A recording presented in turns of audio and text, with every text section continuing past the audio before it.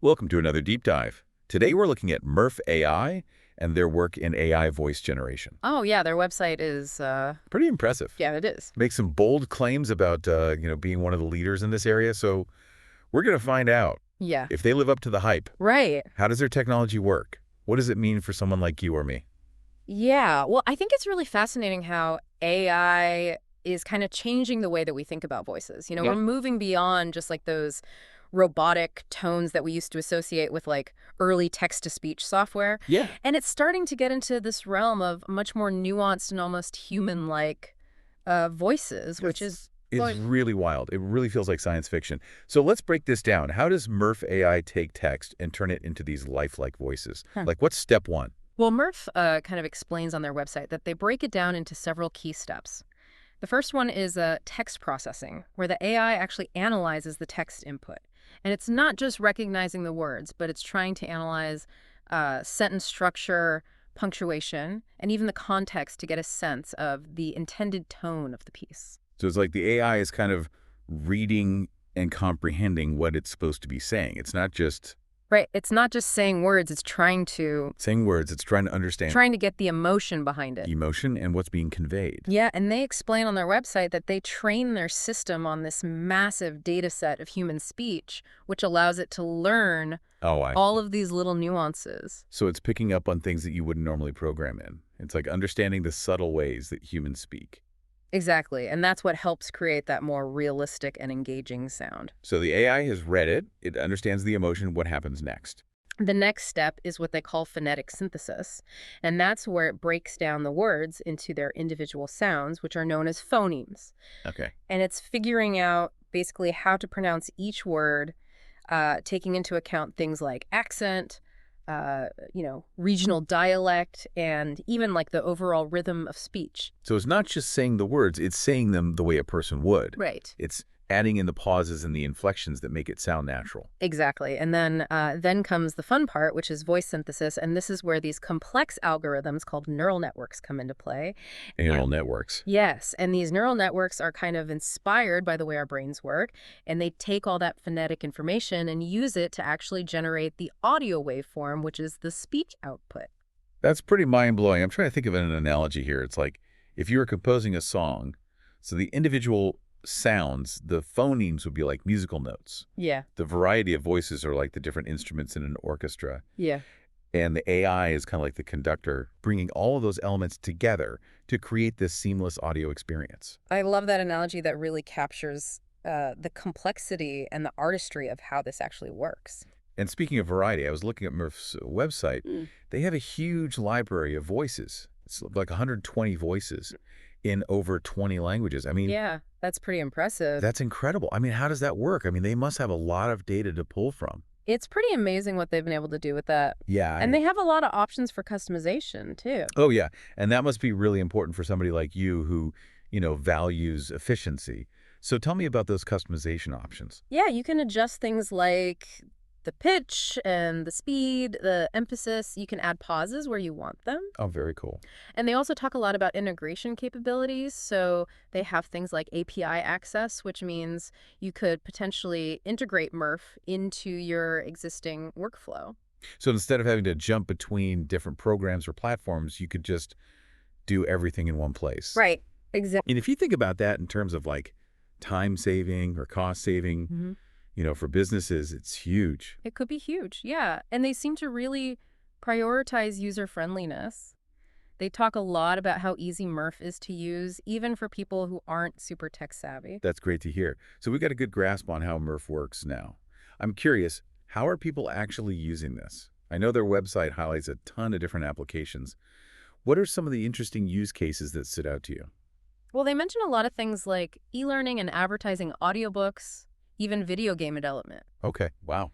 So it seems like they're targeting a very diverse audience with this technology. This is where I get really excited because they talk about creating more engaging e-learning content by using a variety of voices, Right. which I can imagine would be super helpful instead of just like, having one monotonous voice lecturing at you for hours. It's a good alternative. And they also talk about using Murf for localized marketing campaigns so you could reach global audiences with ease by All using right, to different put up languages and accents. different voices. Yeah. That's amazing.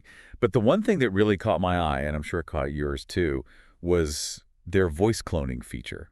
I mean, that sounds like something straight out of a movie. Yeah, it's definitely one of the most talked about aspects of AI voice technology. So Murf claims that they can basically create a digital copy of your voice that's pretty much indistinguishable from the original. Almost identical, which is pretty amazing and a little scary at the same time. Right. It's Yeah. amazing to think about, what if you could preserve the voice of a loved one? Right. But what are the implications of that? It's like, Exactly. That's what I was just thinking. Like, it raises a lot of questions about like ethical use and absolute, how this technology should be developed and used responsibly. definitely food for thought. But let's bring it back down to earth for a second.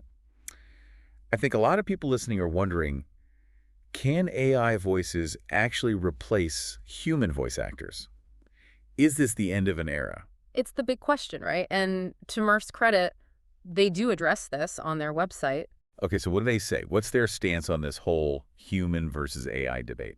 Well, they emphasize that they see AI as a tool to empower creators, not necessarily to replace them entirely. Okay. They talk about how human voices still offer that nuance and the organic delivery, Yeah. but AI offers scalability and cost efficiency Right. and, the ability to create voices on demand. So it's kind of like, So it's not necessarily one or the other. It's like each one has its own. exactly, it's about recognizing the strengths of both Yeah. and then finding ways that they can work together. Potentially collaborating and making something even better. Exactly. And they talk about a future where AI and human voices actually collaborate Wow. and they blend the best of both worlds to create something truly unique. That's pretty fascinating. Yeah. And that leads us to the next part of our deep dive. We're going to be looking at some of the specific ways that Murf is being used today and considering the impact of AI voices on the future of communication. As we kind of delve deeper into this, I think it's important to remember that AI voices are not just about replacing human voices. Right. It's about expanding the possibilities and making things more accessible, more creative, more engaging. I love that idea of, maybe even blending human voices with AI voices to create something completely new. It's like Yeah. we're witnessing the birth of a new art form almost. It really is. And Murph's website does a good job of showcasing how diverse those applications can be. We've talked about e-learning, we've talked about advertising audiobooks, but they go even further than that. Like what else? What else caught your eye when you were on their site? Well, they even mention things like IVR systems, those automated phone systems we all interact with. Imagine interacting with one of those systems and instead of hearing that really robotic voice, Yeah. you hear a very natural, human-sounding voice. It would completely change that experience. It would make those interactions much more pleasant. Yeah, you wouldn't dread calling customer service anymore. Exactly. And they also talk about things like podcasting. Could Murf be used to create entire podcasts with AI voices? That's a good question. I mean, I could see that happening. And, with their emphasis on API access, that means developers could integrate Murf directly into podcasting platforms, Oh, wow. which would allow creators to generate AI voice segments or even entire episodes. That opens up a lot of possibilities for people who maybe aren't comfortable using their own voice or don't have access to professional voice talent. Exactly. And, consider the accessibility aspect as well. Yeah. You could use Murf to create audio versions of written content, making it more accessible to people with visual impairments or learning disabilities. It seems like the applications are endless. It really does. But are there any challenges that come along with this? As AI voice generation becomes more widespread, are there things we need to be mindful of? Well, I think that's a really important question. And one thing that comes to mind is the potential impact on the job market. Oh, yeah, of course. As AI voices become more realistic, more accessible, it's possible that some human voice actors might face increased competition. Right. That's a valid concern for sure. We need to make sure that we're supporting those who might be affected by these advancements. Absolutely. And another point to consider is the potential for misuse. Oh. As impressive as these AI-generated voices are, they could be used to create misleading content or even fabricate audio Well, recordings. that's a scary thought.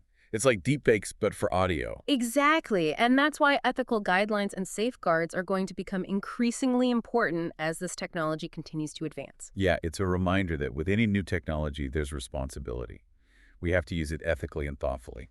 I completely agree. And, even with all the progress that's been made in AI voice technology, I think there's still a certain magic to the human voice. Yeah. That's hard to replicate perfectly. It's the subtle inflections, the pauses, the way a voice can convey genuine emotion. Those are the things that often make a vocal performance truly captivating. Yeah, it's that warmth, that authenticity that makes you feel like you're really listening to another person, not just a machine. So it sounds like there's still room for improvement when it comes to AI voices. Where do you see this technology going in the future? What are some of the next frontiers? Well, one area I think is ripe for development is emotional intelligence. Oh, interesting. Imagine an AI voice that could not only understand the emotional context of what it's saying, Wow. but actually express those emotions in a convincing way. That would be incredible. And another intriguing possibility is personalized voice creation. Oak? Right now, most AI voice generators offer kind of a set library of voices. But what if you could create a custom AI voice that sounded just like you or someone you know? Oh, that would be groundbreaking. Like, imagine being able to have your own personalized AI assistant. Exactly. That sounds just like you. The possibilities are pretty amazing. Well, let's bring it back down to earth for a second. We've been talking a lot about the future, but let's focus on what Murf AI can do right now. What are some of the key takeaways? Well, I think we've learned a lot about how the technology works, the Yeah. different ways it can be used, The challenges. the challenges, and the ethical considerations that we need to be mindful of. Absolutely. And I think our listeners are probably starting to get a sense of just how powerful this technology is and how it could really change the way we communicate. And how quickly it's evolving, too. Yeah, it's amazing to think how far it's come in such a short time. It really is. So before we wrap up this deep dive, I want to leave our listeners with a question to ponder. I always love a good thought-provoking question. What are you thinking? Given everything we've discussed about Mirth AI's capabilities, how do you think AI-generated voices will shape the future of communication storytelling, even personal expression? That's a great question. It's definitely something to think about as we enter this new era of AI-powered creativity. And on that note, I think it's time to move on to part 3 of our deep dive, where we'll continue to explore the implications of AI voices on the future of communication. Yeah, it really does feel like, we're kind of at this turning point where the way we communicate is about to change dramatically. It does. And one thing I really appreciate about Murf AI is they seem to acknowledge that responsibility on their website as well. Yeah. They talk a lot about their commitment to ethical considerations and making sure that That's good to hear. this technology is used responsibly. Yeah, because with any powerful technology, there's always the potential for misuse or unintended consequences. Exactly like Ooh. their voice cloning feature. Yeah. It's amazing. Yeah. And it has incredible potential, but it also requires a lot of thought and careful planning to make sure that it's not used for things that... Yeah, it's not used to deceive or manipulate people. Precisely. It's a reminder that we all have a responsibility as Yeah. consumers, as creators. To stay informed about this technology, ask critical questions and, demand transparency from companies like Murf AI. I completely agree. We can't just sit back and watch as this technology evolves. Yeah. We need to be part of the conversation, Absolutely. shaping how it's used, making sure that it benefits society. Well said. Well, I think that brings us to the end of our deep dive into Murf AI and the world of AI voice generation.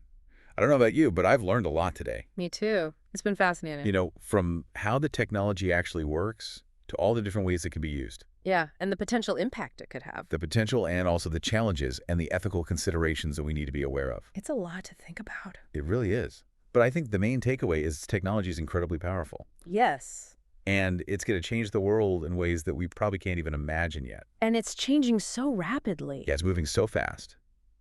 So if you want to experience the power of Murf AI for yourself, I highly recommend checking out their website. They have a free trial. Well, that's great. You can experiment with different voices, see how it works for you. Yeah, play around with it, see what it can do. Exactly, and see how it might fit into your own creative process or your business. It's a great way to get hands-on experience with this cutting-edge technology. Well, that wraps up another deep dive. We hope you enjoyed our exploration of Murf AI and the world of AI voice generation. Yes, thank you for joining us. Until next time, keep exploring, keep learning, and as always, stay curious. Bye. See ya.